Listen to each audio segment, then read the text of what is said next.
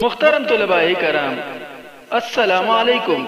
درسی نظامی course channel میں آپ سب کو خوش آمدید۔ اس چینل میں آپ کو ملیں گے ہر درسی کتاب کے مکمل دروس، تو جلدی کیجئے ہمارے چینل کو سبسکرائب کیجئے اور ساتھ میں گھنٹی کا بٹن بھی دبائیے تاکہ ہمارا ہر درس آپ کو بروقت ملے۔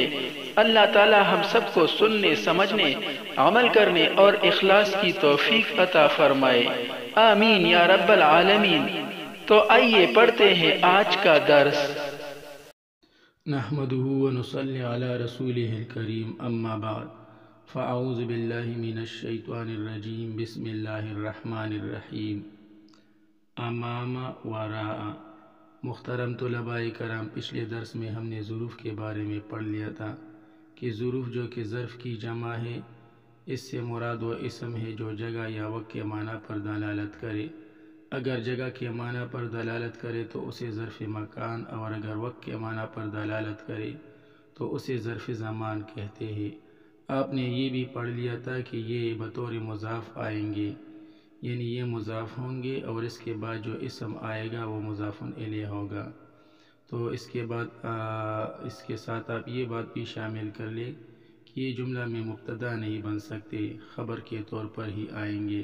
پچھلے درس میں ہم نے ظرف مکان میں سے عندہ جو کہ پاس کے معنی میں آتا ہے اور بینہ جو کہ درمیان کے معنی میں آتا ہے کا استعمال سیکھ لیا تھا۔ آج کے درس میں ہم انشاءاللہ امامہ اور وراء کا استعمال سیکھیں گے۔ امامہ یہ آگے یا سامنے کے معنی میں آتا ہے، اور وراء یہ پیچھے کے معنی میں آتا ہے۔ اس کے لیے خلفہ کا لفظ بھی استعمال ہوتا ہے۔ امامہ آگے یا سامنے، وراء پیچھے، اسی طرح خلفہ یہ بھی پیچھے کے معنی میں آتا ہے۔ زید امام خالد، زید خالد کے سامنے ہے۔ ومحمود امام سعید، اور محمود سعید کے سامنے ہے۔ وہلال وراء جمال، اور ہلال جمال کے پیچھے ہے۔ زید یہ مبتدا ہے، امام خالد یہ خبر ہے، مرکب اضافی ہو کر خبر ہے۔ امام مضاف اور خالد یہ مضاف الیہ، مضاف اور مضاف الیہ مل کر مرکب اضافی ہو کر خبر، مبتدا خبر مل کر جملہ اسمیہ خبریہ۔ ومحمود امام سعید وہلال وراء جمال، اس کی بھی بالکل وہی ترکیب ہے جو زید امام خالد کی ہے۔ شاہد وراء خالد، شاہد خالد کے پیچھے ہے۔ وَأَنَا وَرَاءَكَ، اور میں تیرے پیچھے ہوں۔ شاہد وراء خالد، شاہد خالد کے پیچھے ہے، شاہد مبتدا، وراء مضاف، خالد مضاف الیہ، مضاف اور مضاف الیہ مل کر مرکب اضافی ہو کر خبر، مبتدا خبر مل کر جملہ اسمیہ خبریہ۔ وَأَنَا وَرَاءَكَ، اور میں تیرے پیچھے ہوں۔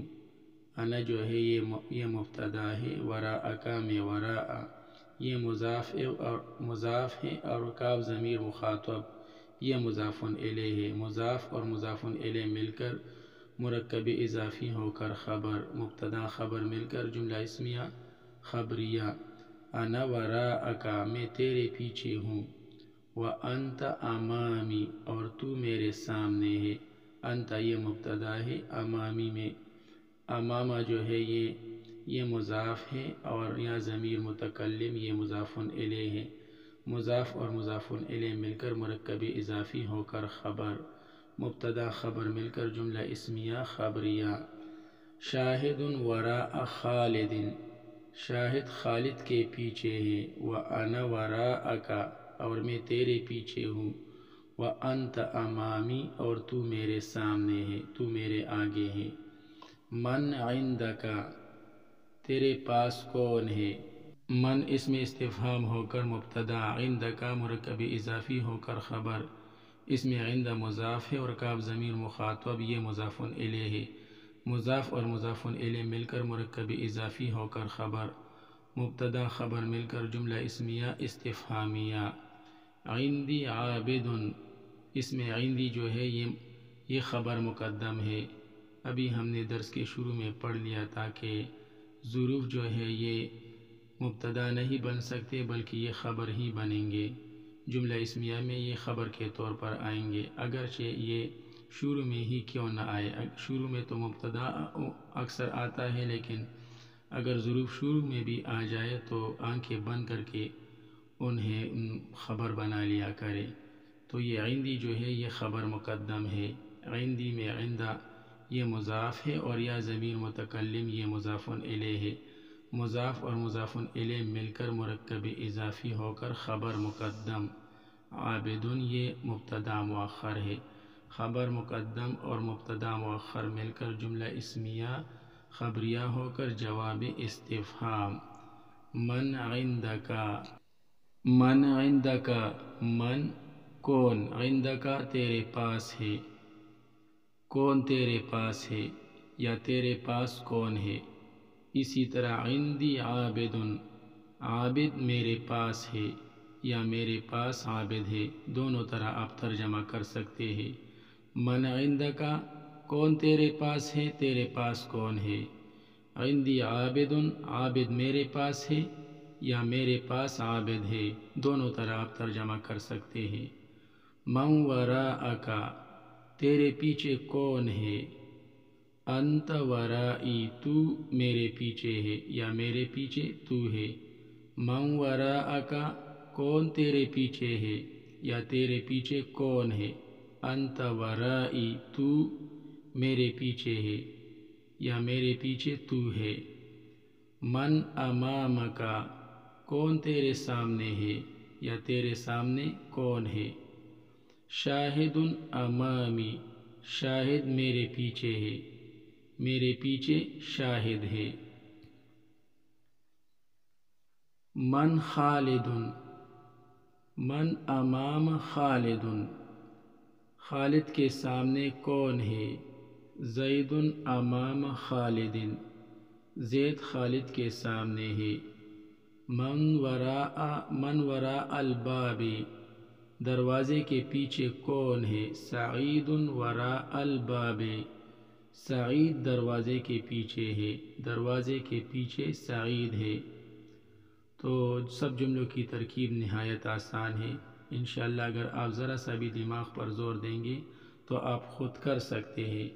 من وراء الباب دروازے کے پیچھے کون ہے، من یہ مبتدا ہے، وراء الباب یہ مرکب اضافی ہو کر خبر ہے، وراء مضاف اور الباب مضاف الیہ، مضاف اور مضاف الیہ مل کر مرکب اضافی ہو کر خبر، مبتدا خبر مل کر جملہ اسمیہ خبریہ، جملہ اسمیہ استفہامیہ۔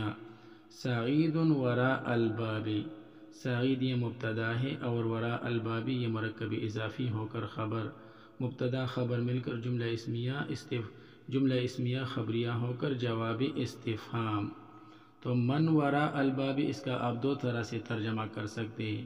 من وراء الباب من کون، وراء الباب دروازے کے پیچھے ہے یا دروازے کے پیچھے کون ہے۔ سعید وراء الباب سعید دروازے کے پیچھے ہے، دروازے کے پیچھے سعید ہے۔ امید ہے آپ نے آج کا درس سمجھ لیا ہوگا۔ آج کے لیے اتنا ہی کافی ہے، باقی انشاءاللہ کل پڑھیں گے۔ اللہ تعالی ہم سب کو علم نافع عطا فرمائے، آمین۔ وصلی اللہ تعالی علی خیر خلقہ محمد و آلہ و اصحابہ اجمعین برحمتک یا ارحم الراحمین۔